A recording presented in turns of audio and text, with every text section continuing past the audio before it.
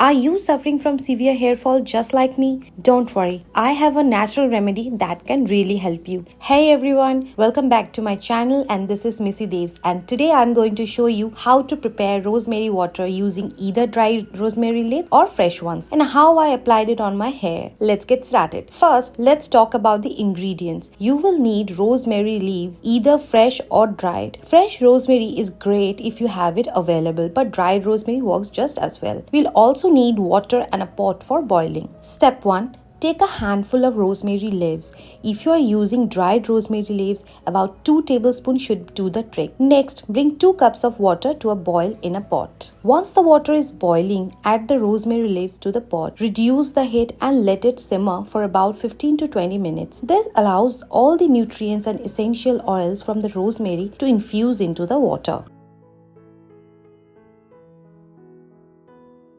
After simmering, turn off the heat and let the mixture cool completely. Once it's cooled down, strain the rosemary leaves from the water. Pour the rosemary water into a clean container or a spray bottle. Voila, that's it. Your rosemary water is ready to use. Now I will show you how I applied it to my hair. Before applying, make sure your hair is clean and damp. You can use a spray bottle for an easy application or simply pour the rosemary water onto your scalp and massage in it. You can leave it on for about 20 minutes before rinsing it out with lukewarm water.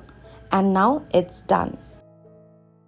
I like to use this treatment once or twice a week for best results. Trust me, your hair will thank you later. Thanks for watching everyone. If you enjoyed this video, don't forget to give it a thumbs up and subscribe to my channel for more natural beauty tips.